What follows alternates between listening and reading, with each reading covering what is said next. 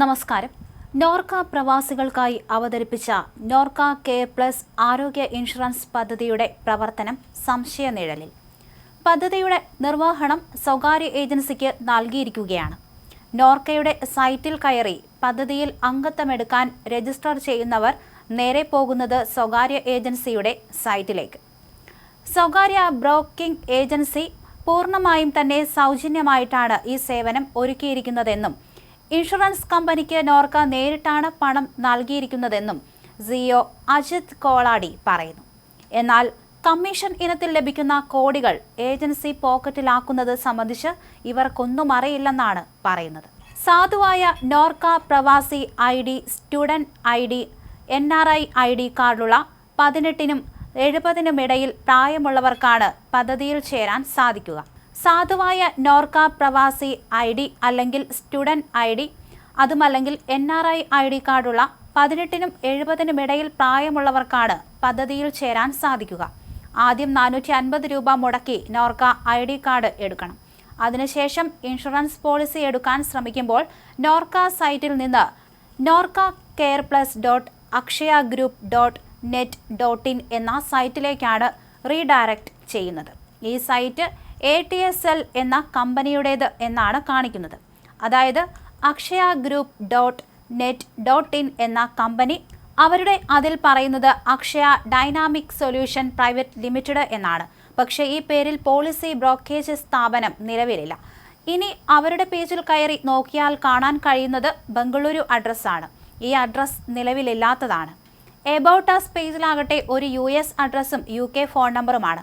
ഇതിൽ നൽകിയിരിക്കുന്ന ഇമെയിൽ IDയും പ്രവർത്തിക്കാത്തതാണ്. ഇനി അതിലെ മുകളിൽ പറഞ്ഞ ലിങ്കിന്റെ അവസാനമുള്ള .in മാറ്റിയാൽ akshayagroup.net എന്നൊരു ലിങ്കിലേക്ക് പോയാൽ IRDA അംഗീകരിച്ച Akshaya insurance brokerage private limited എന്ന ശരിക്കുമുള്ള പോളിസി ബ്രോക്കറുടെ പേജിലെത്തും.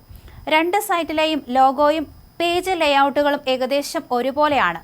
നോർക്കയോടോ ഏജൻസിയോടോ ഈ പോളിസിയുടെ ടേംസ് ആൻഡ് കണ്ടീഷൻ ചോദിച്ചാൽ അത് ലഭ്യമല്ല. മറിച്ച് ഈ പോളിസിയുടെ ഗുണഗണങ്ങൾ വർണ്ണിക്കുന്ന ഒരു പരസ്യ കട്ടിങ്ങിന്റെ സ്ക്രീൻഷോട്ട് ഷെയർ ചെയ്തു നൽകും.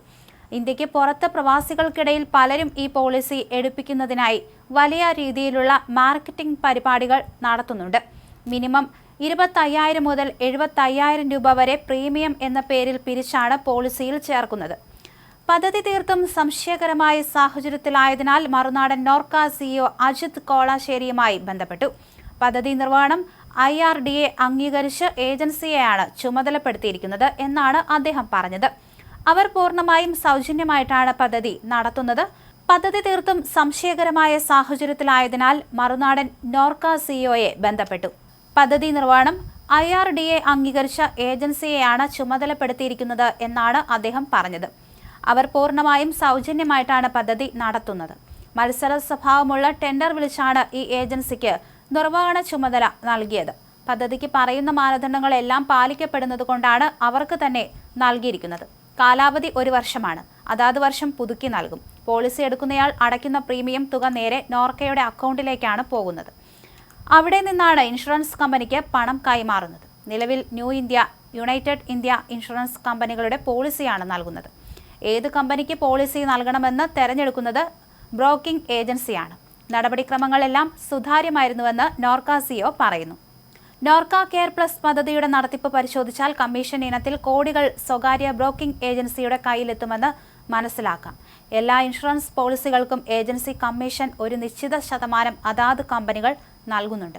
ഉദാഹരണത്തിന് മാരുതി നിർമ്മിച്ചു വിൽക്കുന്ന വാഹനങ്ങൾക്കുള്ള ഇൻഷുറൻസ് പോളിസിയുടെ ബ്രോക്കിംഗ് ഏജന്റ് മാരുതി കമ്പനി തന്നെയാണ്. ഇവർ നിരവധി കമ്പനികളുടെ പോളിസി നൽകാറുണ്ട്. മാരുതി വാഹനം എടുക്കുന്നവർ അവിടെ നിന്നുള്ള ഇൻഷുറൻസ് പോളിസി തന്നെയാകും എടുക്കുക.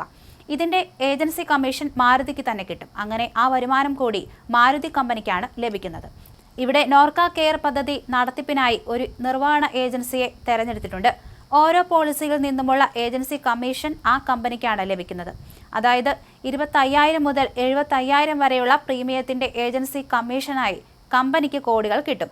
നോർക്ക CEO പറയുന്നത് പദ്ധതി നടത്തിപ്പിന് സ്വകാര്യ ഏജൻസിക്ക് സർവീസ് ഫീസ് നൽകുന്നില്ലെന്നും അവർ തീർത്തും സൗജന്യമായിട്ടാണ് പ്രവർത്തിക്കുന്നതും എന്നാണ്. അപ്പോൾ പോളിസിക്ക് കിട്ടുന്ന കമ്മീഷനെക്കുറിച്ചുള്ള ചോദ്യത്തിന് അദ്ദേഹം കൃത്യമായ മറുപടി നൽകുന്നില്ല. ഈ ഏജൻസിയെ തെരഞ്ഞെടുത്ത മാനദണ്ഡത്തെക്കുറിച്ചുള്ള ചോദ്യത്തിനും അദ്ദേഹം കൃത്യമായ മറുപടി നൽകിയിട്ടില്ല. പദ്ധതി നോർക്ക നേരിട്ട് നടത്തുകയാണെങ്കിൽ ഇൻഷുറൻസ് കമ്പനി നൽകുന്ന ഏജൻസി കമ്മീഷൻ സബ്സിഡിയായി പോളിസിയിൽ ചേരുന്നവർക്ക് മടക്കി നൽകാൻ സാധിക്കും. അതോടെ ഭീമമായ പോളിസി നിരക്ക് കുറയും. ഇത് പ്രവാസികൾക്ക് വലിയ സഹായമാവുകയും ചെയ്യും. എന്നാൽ ഇവിടെ അതിനൊന്നും ശ്രമിക്കാതെ ഒരു സ്വകാര്യ ഏജൻസിക്ക് പദ്ധതി നടത്തിപ്പ് നൽകിയിരിക്കുകയാണ്. അവർ പൂർണ്ണമായും സൗജന്യ സേവനം നൽകുന്നുവെന്ന് മേനി നടിക്കുന്ന നോർക്ക മറുവശത്തുകൂടി വൻതുക അവർ കമ്മീഷനായി കൈപ്പറ്റുന്നതിന് നേരെ കണ്ണടയ്ക്കുകയും ചെയ്യുന്നു. ഈ ഡീലിൽ വൻ അഴിമതി നടന്നുവെന്ന് സംശയിക്കാം.